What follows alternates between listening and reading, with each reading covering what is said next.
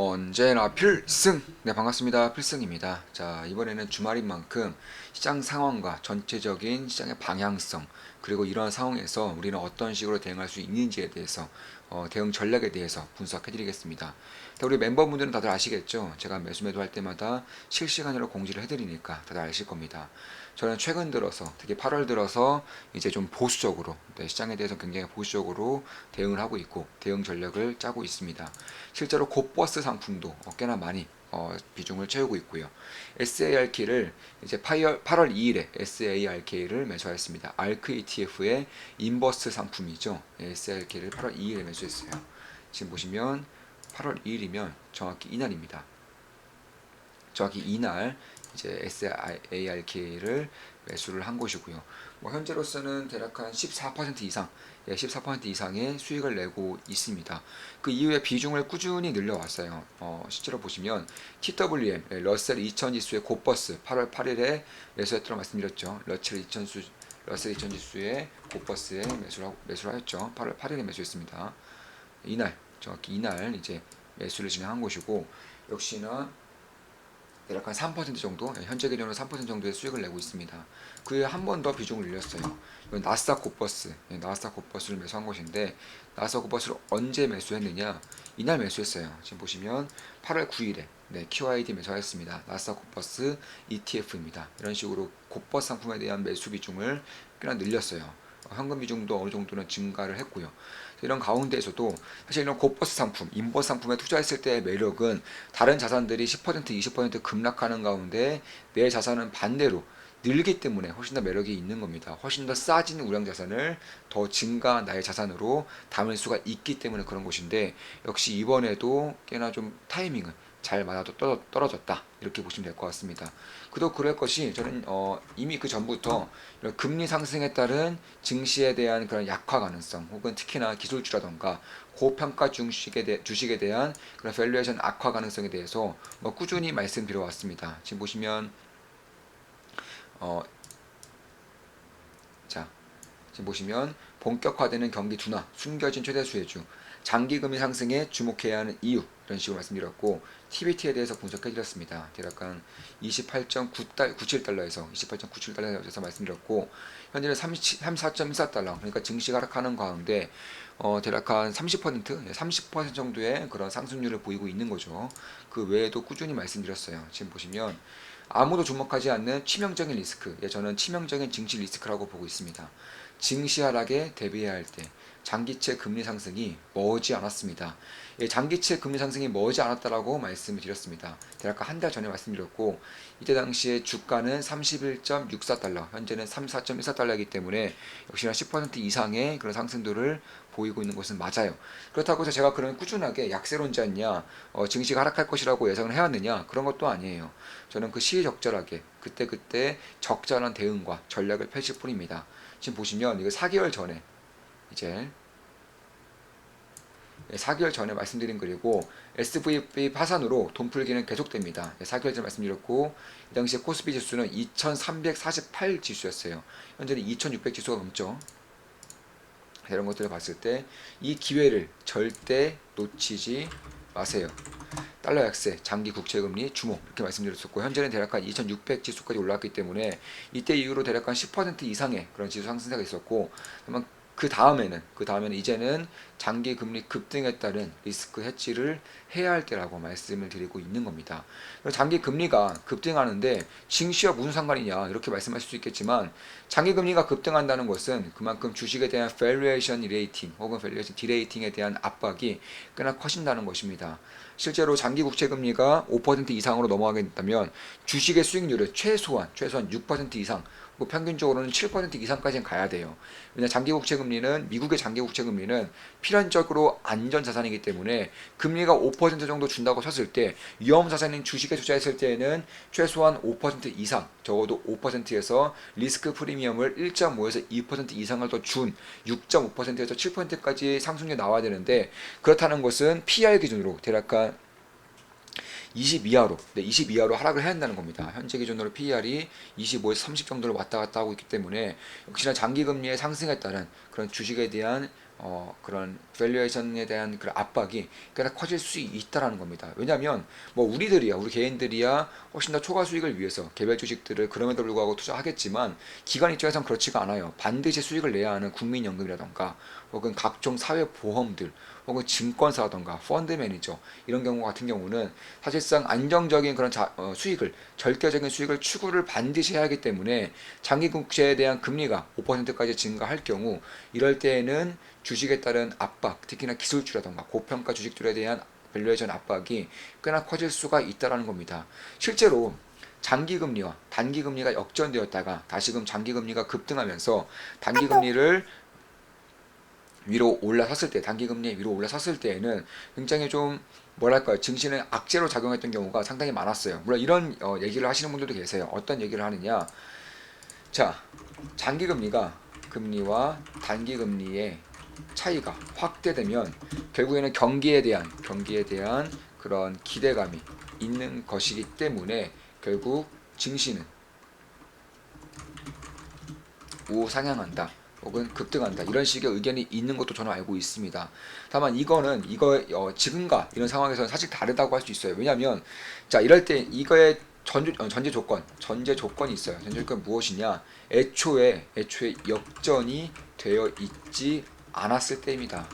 그러니까 한마디로 경기가 정상화되었다는 거예요. 경기가 정상적인 상황에서 장기 금리에 대한 금리가 오르면서 그러니까 장기채에 대한 수요가 줄어든다는 것은 그만큼 국채가 아니라 채권이 아니라 위험자산, 특히나 주식으로서의 그런 자금 우부가 있었다는 것이고 이럴 때에는 정상적인 흐름에서는 당연히 증시의 유동성의 증가로 인해서 혹은 경기의 호황기로 인해서 증시에 도움을 줬던 경우가 꽤나 있는 것은 맞아요. 다만 지금은 어떤 경우입니까? 지금은 장단기 금리 역전이에요, 역전.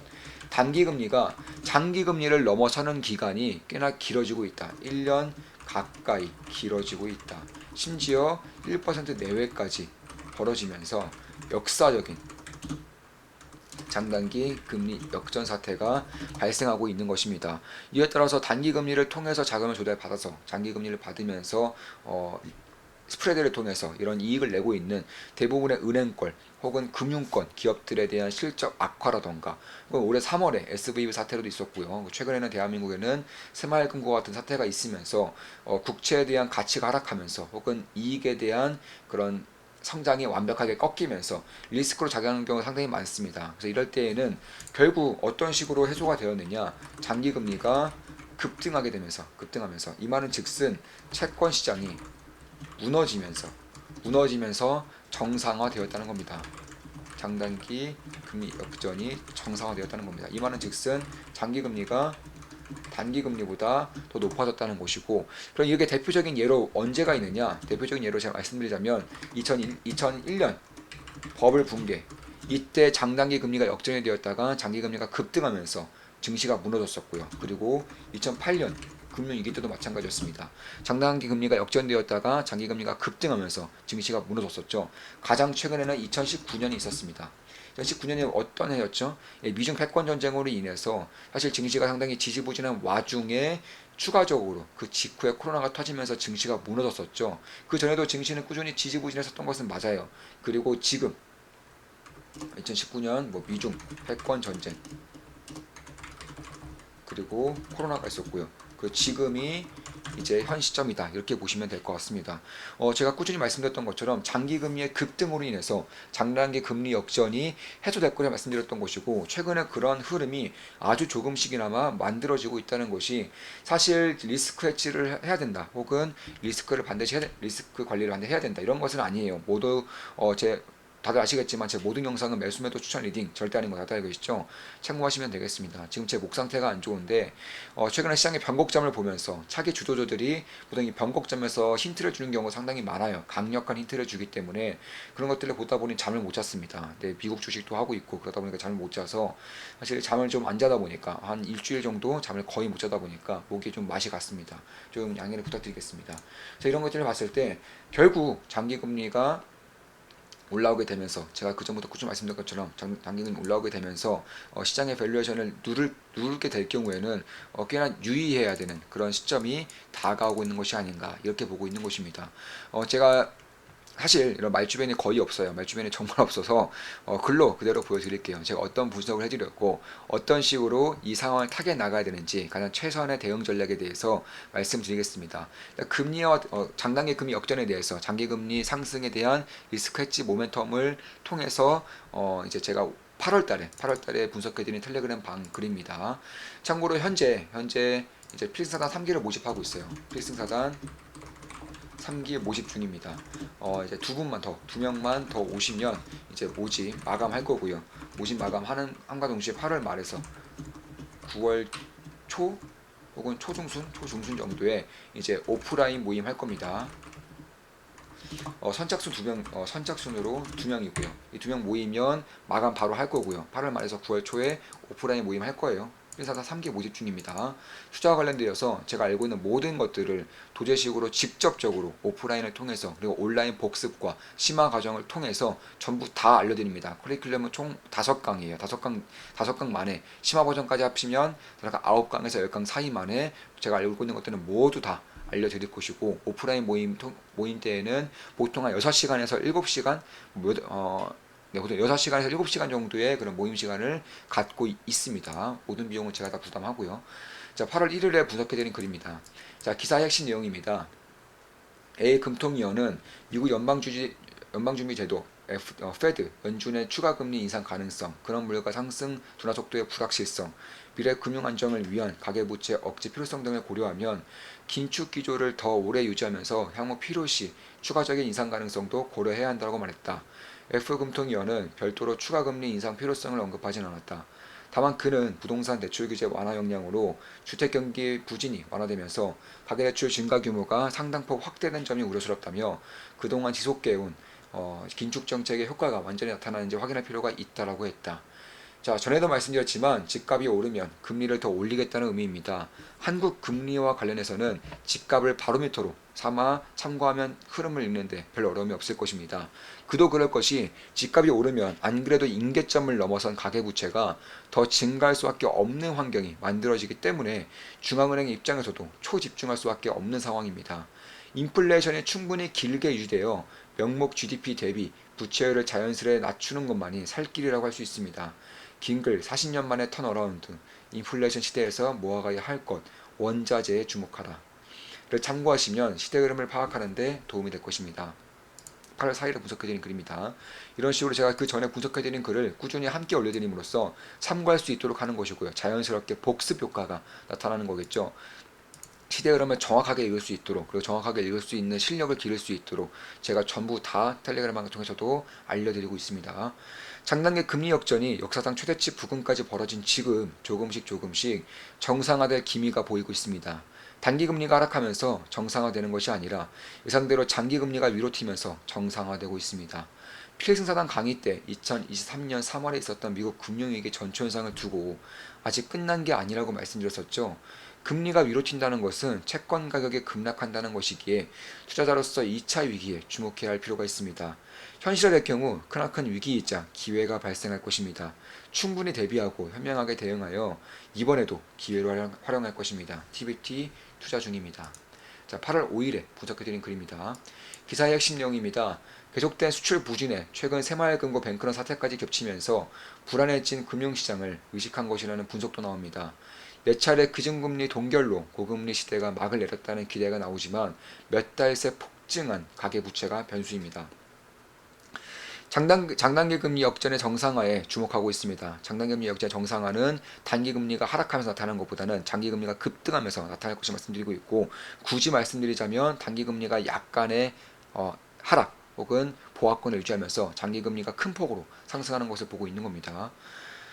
예상대로 장기금리가 위로 튀면서 정상화될 경우 시장은 단기간 내에 큰 혼란에 빠질 수 있습니다. 올해 미국의 뱅크런 사태는 장기채 폭락으로 발생한 위기입니다. 연준의 발빠른 대응으로 문제를 봉합하였지만 그 원인이 제거된 것이 아니기에 투자자로서 관심 갖고 지켜볼 필요가 있습니다. 한국은 문제가 터질 기미가 보이자 발빠르게 선제 대응하였죠. 역시나 원인 자체가 해결된 것이 아니기에 지켜볼 필요가 있습니다. TBT, SARK, 코스닥 고버스 투자 중입니다. 고려 신용정보 및 핵심 해지 자산들 매일같이 지켜보고 있습니다. 고버스도 투자 중이에요. 코스닥 고버스 투자 중이고 약간의 수익을 내고 있습니다. 자, 8월 8일에 분석해드린 글입니다. 비트코인 반감기가 8개월 정도 남은 시장의 시점에서 페이팔의 이러한 행보는 의미가 있습니다. 슬슬 군불이 떼지는 듯합니다. 정확히 언제가 될지는 모르겠으나 장단기 금리의 정상화, 장기금리 급등으로 인해 비트코인 가격이 크게 빠질 경우 절호의 기회가 발생할 것으로 보고 있습니다. 최근 상당히 지지부진한 모습을 보이고 있죠. 반감기 즈음 상승 직전엔 매번 반복되던 패턴입니다. 아이러니하게도 고금리는 약한 고리를 무너뜨림으로써 비트코인과 같은 대체 자산들의 수요를 더 부추길 가능성이 높습니다. 이 부분도 지켜볼 필요가 있습니다. 비트코인 면밀히 살피고 있습니다. 자, 8월 10일, 이제 8월 10일 분석해드린 텔레그램방 글입니다. 자, 나올 게 나왔습니다. 독일 중앙은행이 대체대조표를 안정적으로 관리하기 위해 금을 활용하겠다고 밝혔습니다. 브릭스 등 중국 진영에서 먼저 나올 줄 알았는데 의외입니다. 그만큼 독일도 급박하다는 거겠죠. 금의 가치를 제대로 반영하여 혹은 금의 가치를 제대로 높여 독일 중앙은행의 재무 건전성을 끌어올리는 동시에 정책적인 수단으로 활용하겠다는 것입니다. 기사에선 근본이자를 지향한다고 써놨지만 이는 달러 패권을 정면으로 도전하는 일이기에 독일 입장에서는 가능성이 낮다고 생각합니다. 다만 금이 중앙은행들의 주요 자산이 되는 것과 동시에 재무적인 가치를 끌어올리고 정책적인 수단으로 활용된다는 것 자체가 달러 지위의 상대적인 손실이라고 할 수 있습니다. 필사단 오프 모임 때 말씀드린 바 있죠. 금리 90% 이상은 파생 상품, 즉 데이터 쪼가리로만 존재하고 있습니다. 데이터가 아닌 실물 금에 대한 수요가 조금이라도 높아질 경우 미국의 월가는 큰 위기에 처할 수밖에 없으며 금은 부르는 게 값이 될 수 있습니다. 신뢰 상실 및 실제로 돌려줄 수 있는 금의 양이 턱없이 부족하죠. 지금 당장 이러한 일이 벌어지지 않겠지만 시장의 작금의 상황을 눈치채면 눈치챌수록 금, 은의 가치가 높아질 수 있으며 미국 월가 및 달러의 힘이 약해질 수 있다는 것을 투자자로서 염두에 둘 필요가 있습니다. 브릭스 회의가 시작하기도 전에 의미 있는 이슈가 뜬 것으로 판단합니다. 골드바, 실버바 투자 중입니다. 몇몇 핵심 기업들 및 ETF 지켜보고 있습니다. 8월 10일 한 번 더 분석해드렸죠. 영끌 재현되나 높아진 경고 목소리, 이게 기사의 제목이고요. 자, 가계부채가 임계점을 넘어선 것은 너무나 많이 말씀드렸고 부채 증가로 인해 집값이 오르냐 오르지 않느냐를 주로 보고 있습니다. 서울을 중심으로 꿈틀꿈틀대고 있죠. 유동성이 숨은 것이지 사라진 게 아니었던 만큼 과거 대장이 먼저 반응하는 것입니다. 한국은행 입장에서 상당히 불편할 것입니다. 상승세가 조금 더 완연해질 경우 추가 금리 인상이 시행되겠구나라고 생각하시면 될 것입니다. 금리가 오르면 신용 리스크도 커집니다. 고려 신용정보 탑픽입니다. 코스닥 투자 중입니다. 네, 이렇게 말씀드렸고 이제 금리가 오른다는 것은 단기 금리 그러니까 정책 금리가 오르는 경우도 있겠지만 장기 금리 그러니까 시장 금리가 오르는 것도 충분히 염두를 해야 한다고 보고 있는 겁니다. 실제로 단기 금리라고 한다면 정책 금리예요. 정책 금리. 이거는 워런 버핏이 최근에 매수한 곳이죠. 그리고 장기 금리 이게 시장 금리입니다. 최근에 빌 에크먼이 최근에 숏 베팅을 했습니다.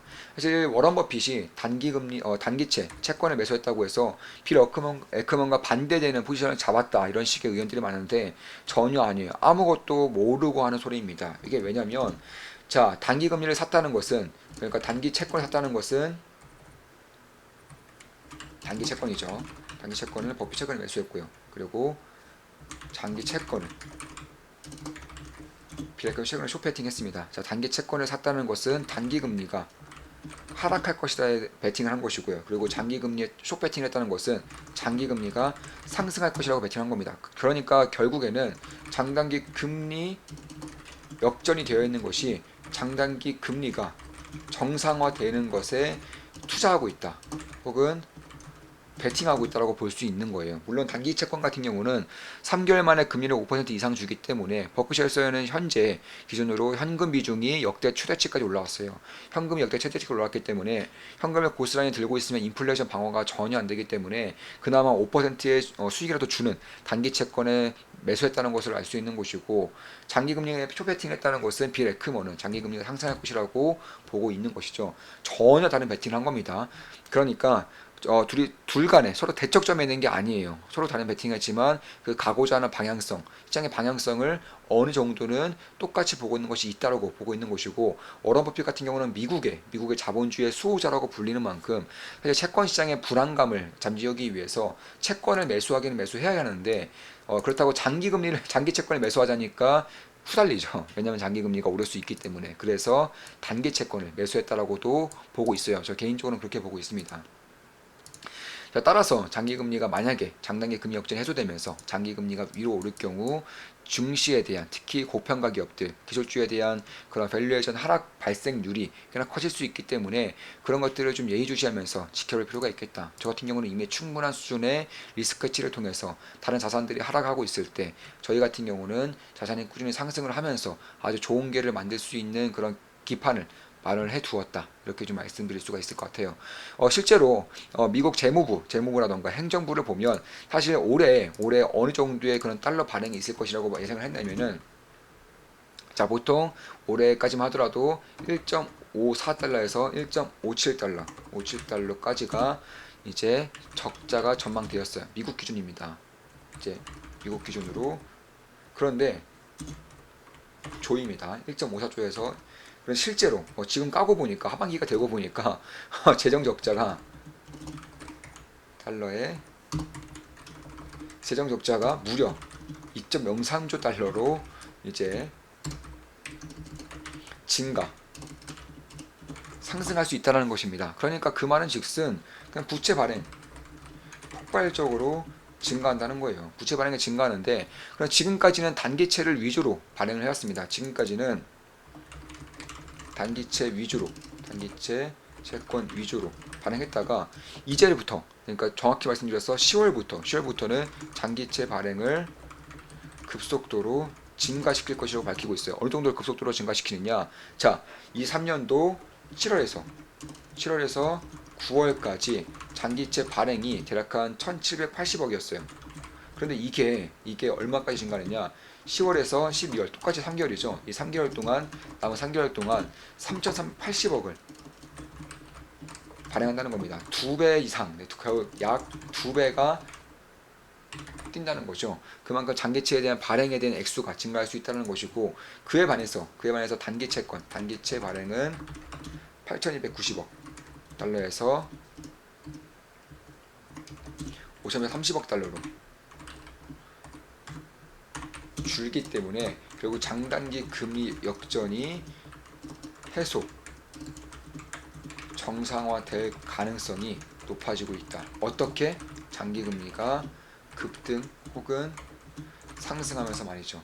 이런 것들 염두에 둘 필요가 있다라는 것이고, 저는 예전부터 말씀드렸다시피 장기채 금리, 장기채권에 대한 금리가 상승할 수 있다는 것을 충분히 말씀을 드렸고, 우리 텔레그램 방분들, 특히 좋은마음 기쁨당 멤버분들, 그리고 필승사단 멤버분들은 당연히 다 제대로 알고 계실 거라고 확신하고 있어요. 왜냐하면 우리 멤버분들은 대한민국에서는 가장 압도적인 뛰어난 투자 스터디 그룹이라고 생각하기 때문입니다. 자, 필사단 3기 모집 중이고요. 2명만 더 오시면 모집 마감합니다. 3기 모집 마감이에요. 당분간은 모집하지 않습니다. 당분간 필승사단 모집 없어요. 8월 말에서 9월 초쯤에 오프라인 모임 할 거고요. 관심 있으신 분들, 주식에 대해서 제대로 배우고 싶으신 분들은 관심 가져도 될 것 같습니다. 자, 이것으로 방송 마치겠습니다. 지금까지 장단기 금리 역전에 대해서 분석해드렸고, 특히나 장기 금리 위주로 분석해드렸습니다. 이에 따라서 증시에 대한 모멘텀에 대해서, 증시 방향성에 대해서 말씀드렸고, 그에 따른 해지 전략까지 전부 다 분석해드렸습니다. 앞으로도 좋은 분석, 좋은 기업 분석으로 찾아뵙겠습니다. 필승 구독, 알림 설정, 좋아요는 돈이 됩니다. 필승!